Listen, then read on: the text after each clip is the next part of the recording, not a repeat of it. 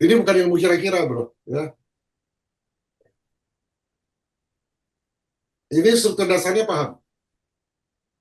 Paham, tapi saya penasaran sama yang tadi yang Prof bilang the best, walaupun awalnya dia nggak confident, apakah dia develop jadi the best itu setelah dia bisa menyadari layer tadi, apa Profesor tadi sebutnya layer itu apa tadi?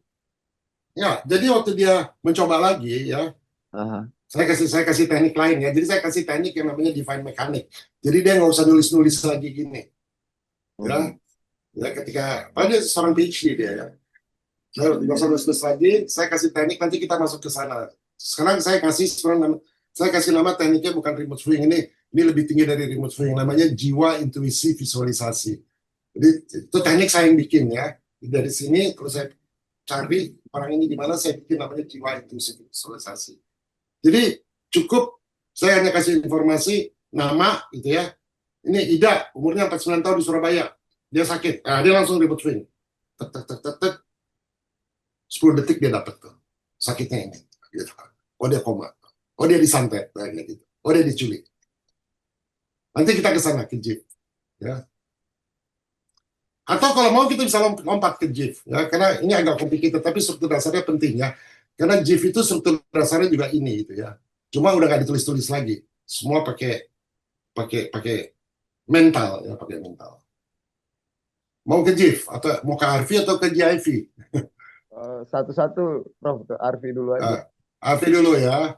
Oke, Give aja give, langsung Prof. Oke, boleh. Boleh, jadi boleh ke JIF, lu lihat. Nanti kalau you ngabur kita. Tapi ada orang yang kayak Daniel ya, kamu ini 7% visualisasi. Jadi you lebih cocok JIF sebenarnya Daniel. Kalau you. Oke. Soalnya Karena gini, you Prof, saya ada teman yang diperbantukan sama Polda Bali. Saya dulu bingung cara kerjanya dia gimana gitu, karena dia kayak ex-filenya Polda Bali. Jadi kalau ditemukan ada jenazah yang udah nggak dikenali, katakan udah tinggal kerangka, nggak ada identitas yang tertinggal di situ, dia datangi, dia langsung tahu jenazah ini namanya siapa, keluarganya siapa, alamatnya di mana, dan waktu dikonfirmasi ternyata benar gitu. Saya ada itu teman JIF. itu. Itu Oh, JIF, itu dia pakai JIF. sifatnya. Nah, Oke, karena dia oke. nggak pakai teks, nggak pakai struktur ini. Itu dia udah divine mechanic namanya. Divine mechanic, ya, mekanik ilahi. Ya. Di Bali ada juga tuh Komang, buta huruf, dia bukan buta huruf tapi nggak berpendidikan. Dia juga JIF. Saya sebenarnya lebih senang JIF karena bagi saya ngajarnya lebih gampang kalau JIF. Ya, bisa sekarang. Ya. Ada lagi yang ini? Oke ya, kita lanjut. Oke, ini akan exercise kalian ya, struktur dasarnya. Saya akan gunakan target blind sederhana. Ya. Jadi saya akan taruh minggu depan, saya akan taruh foto dalam amplop tertutup. Lalu kalian siapin kertas, lalu lakukan itu. Nanti saya kasih nanti di bening formatnya ya, yang harus kalian isi. Nanti setelah 20 menit, you harus melukiskan impresi pertama tanpa menyaring, bro. Ya, nggak boleh rasa ringan, bro. Dan saya harapkan you salah. Tapi biasanya 90% benar.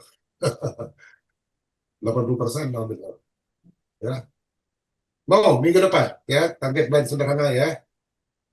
Boleh. Kalau tadi kan ini hanya tebak-tebakan, kalau ini nggak tebak-tebakan, remote swing minggu depan.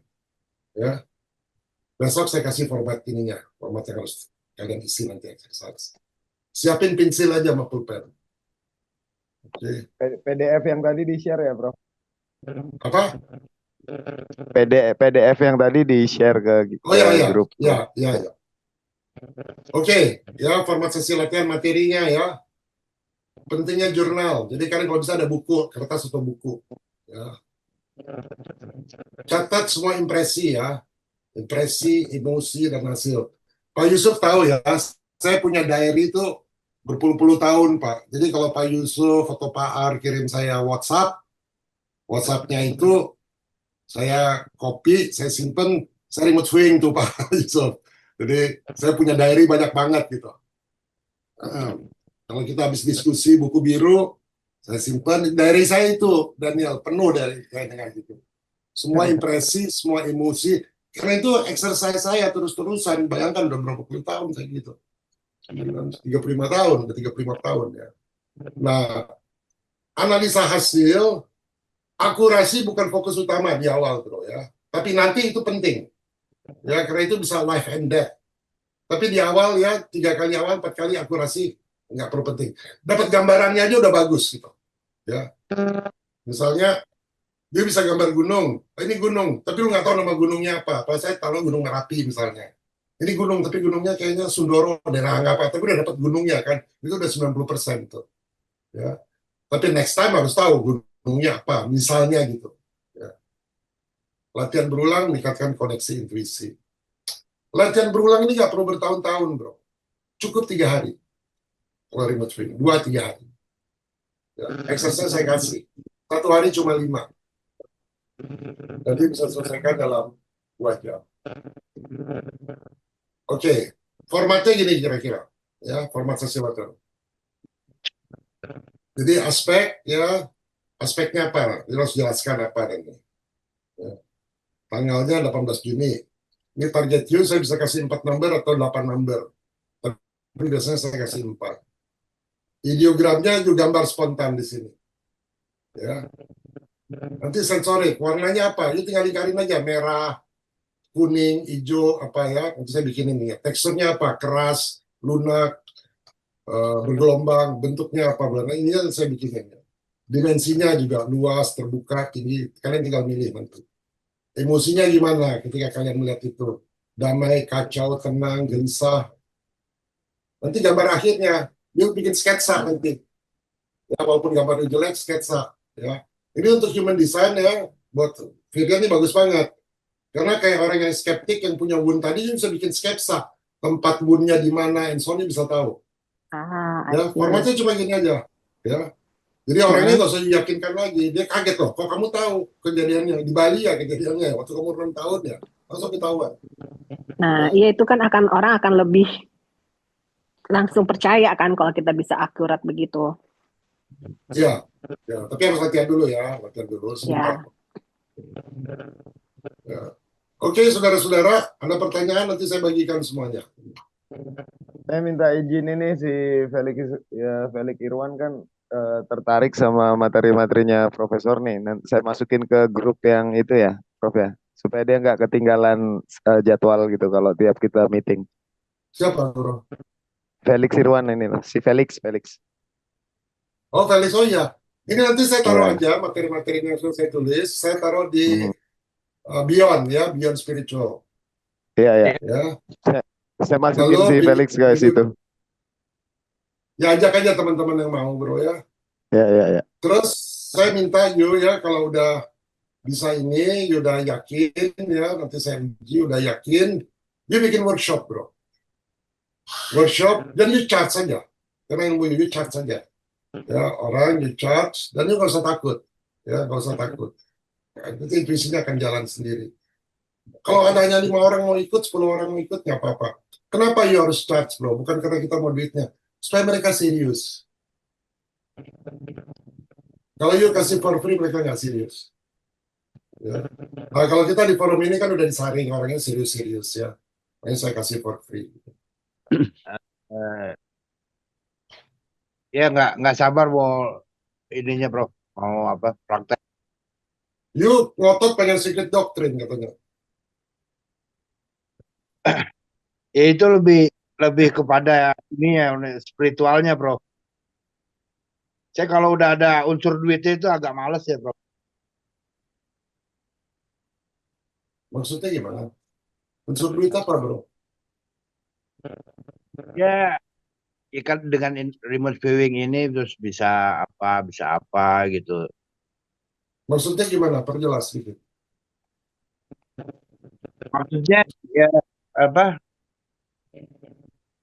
Karena saya menganggap kesucian itu kan di atas segalanya gitu loh, Bro. Keilahian itu tidak bisa tersentuh dengan keduniawian gitu loh. Itu jadinya yang jadi ini, Bro. Oh iya memang. Tapi gini, bro. Hukum materi sama hukum Allah itu sama, bro. Di situ Iya, kekacauan gitu. Makanya orang-orang India itu banyak yang spiritual tapi miskin. Keliru, bro. iya, Bro. Kalau you sejahtera, ya bro, kalau you sejahtera, you spiritual, terus you sejahtera, you bisa share ke lebih banyak orang. Kalau kita miskin nggak bisa, bro. Ya. Realistik aja. Ya. Jadi tools ini nggak, you dapat duitnya itu by product, bukan tujuan utama, bro. Cuman kalau you udah dapat ilmu ini, you mau ngajarin orang, kalau menurut saya lebih baik you charge. Karena dengan kalau you charge ya, saya udah berkecukupan hidup saya. Tapi kalau orang itu saya charge gitu. Kenapa? Kalau nggak mereka nggak serius, bro. Betul, Prof. Dan kita nggak dihargain jadinya. Betul. Gini ya, dulu ya saya bikin workshop 4 kali berturut-turut. Yang saya undang tuh, disebut aja nama konglomerat yang ada di Indonesia. Sebut aja. Semua ikut, saya kasih free buat mereka. Konglomerat. Mereka nggak appreciate, bro. Nggak appreciate. Nah, ketika mereka mau ikut lagi, saya charge. Serius mereka. Ya. Orang-orang di bank gitu ya, saya kasih workshop untuk orang-orang di bank. Misalnya gini ya, dan saya nggak usah sebut nama banknya. Produktivitas karyawan-karyawannya menurun. Terus, gimana? Ada 200 orang yang ikut. Menurun. Dia harus metain 200 orang. Gimana caranya dimetain 200 orang dalam waktu singkat? Nah, ternyata dengan mapping, dengan remote viewing, kita bisa mapping dengan cepat. Kita bisa tahu ada 3 masalah utama. Gitu. Apa? Jadi pendekatannya cepat, bro. Ya, you charge, bukan charge untuk cari duit mahal-mahal. You charge, dan kayak Virya kan kalau charge mahal tuh 25 juta. Charge yang wajar aja gitu. Nggak, Ngerti nggak? kalau aku charge segitu untuk private coaching 3 bulan, Prof. Oh iya. Heeh. Kalau saya biasanya saya charge karena saya harus sewa hotel. Ya, sewa hotel itu kan seminar hari Jumat Sabtu ya, atau Sabtu Minggu. Itu kan harus bayar, kan masa saya yang bayar. Ya, ada biayanya. Ya. Chat. Makan 3 kali sehari. Lalu ada materinya harus saya cetak, harus segala, kan mereka harus bayar. Tenaga saya nggak dibayar, gitu, tapi mereka harus bayar. Kalaupun saya dibayar paling cuma berapa lah, ada kelebihan berapa lah, 500.000, 600.000, nothing. Aku kalau sama orang yang kurang mampu, aku kasih free kok. Gitu kawan-kawan. Oke, ada kritiknya, ada saran nggak? Kepanjangan, terlalu cepat, bullshit, gimana? Perlu kritik, bro. Dan jangan segan-segan mengkritik. Supaya lebih bagus, perlu feedback. Ya, Ada kritik, Pak? ini sangat berguna Pak buat kita semua ya. Cuman barangkali karena saya sudah agak lemot gitu, jadi perlu bahannya itu tadi betul tadi di-share aja, nanti bisa saya review lagi, bisa pelajari lagi. Oke, jadi mungkin ada bagusnya kalau minggu depan itu bahannya saya kasih dulu ya. Jadi waktu saya presentasi kalian udah punya bahannya gitu. Iya, betul. Jadi bisa lebih cepat, nggak 3 jam, 2 jam gitu. Iya, betul, Prof. Jadi kita baca dulu. Hmm. Oke, ada lagi tambahan ingin apa gitu? Sangat berguna. Sangat berguna sekali. Ya. Sudah lebih 10 tahun ini saya Prof cari. Saya cari guru-guru saya Prof, teman yang tahu ini. Yang saya itu hari cerita Prof minggu lalu. Oh iya iya. Pernah pakai Keluarga ilmu, saya pernah pakai ilmu kebatinan nggak? ilmu ini apa Prof ya? Kalau di sini biasa itu gertak, cara menggertak pernah Prof. Ada juga pakai cara ini apa puasa lalu 40 hari, nggak perlu gitu-gitu, bro. Sekarang ilmiah Oh, iya. semua. Dan kita harus bisa menjelaskan dengan ilmiah supaya jangan jadi superstitious, jangan jadi apa superstitious itu tahayul, jangan. Kalau enggak kita Klinik. bodoh terus. Prof, Klinik, satu pertanyaan, Prof. ya. Akasa itu kan ada di dalam, ada di luar. Ya. Nah, akasa yang ada di dalam ini kan dia punya sistem yang juga sirkuitnya berupa neural system itu, ya kan? Nah, sedangkan setiap ujung neuron itu, dendritnya itu juga justru informasi dan daya yang besar di situ, potensi daya yang besar kan malah justru ada di gapnya si neuron antar neuron itu, di gap antar dendrit itu. Nah, apakah di Akasa yang ini juga sistem sirkuitnya sama kan? Hukum korespondensi kalau itu pola dasar yang ada di dalam kita udah pahami, berarti ada pola dasar yang sama yang di Akasa yang di luar, Prof. Exactly, exactly. Ya, kalau yang mau lebih dalam, kita bisa bicara dari mekanikanya ya, di buku biru tuh mekanika fisiknya tuh dijelasin dengan detail gitu. Tapi esensinya sama. Cuma ada Berarti di luar problem. sana ada neural system juga, Prof. Kalau you lihat ya struktur bintang atau angkasa yang saya kasih lihat itu kan dendritik ya bro. Itu persis Iya, persis sama neuralnya manusia bro, polanya. Persis sama. Nanti saya kirim ya ke grup ya. Jadi pola siap, dendrik siap. alam semesta yang sama Hubble teleskop di foto itu persis Iya, dengan iya. neural kita. Dendritik. Cuma itu bagus istilahnya dendritik. Cuma ada problem ya yang di manusia. Yang punya manusia itu bisa lepas, bisa decay, jadi pelupa, jadi demensia, jadi selain demensia itu apalagi penyakit Alzheimer, Pi- ngerti nggak pi- bro? pikun. Jadi pikun. Kalau yang di situ nggak pernah pikun bro. Kenapa bro? Kenapa penyakit? Jadi dendritik itu menyebabkan adanya getaran. Kalau yang bicara dendritik itu selalu vibrate, ya. Iya, betul. Nah, Ya. ketika dia vibrate, terjadi proses namanya mielinisasi. Mielinisasi itu kayak kita ngecat pagar lalu kita coating, kita lapis kayak kayak kuku kita kasih kuteks, jadi dia nempel terus Hmm. ya, mielinisasi, dia bergetar. Nih kayak Pak Yusuf nih ya, dia udah 85 tahun besok ya, dia ingatannya masih bagus, berarti dia masih dendritiknya masih bergetar. Kenapa? Karena dia selalu aktifkan pikiran dia, ya aktivitas dia main golf, dia macam-macam lah, dia bergetar. Nah orang yang biasanya udah pensiun, mereka tuh jadi pasif, nggak berpikir, getarannya dia nggak Oh iya, bergetar iya. bro.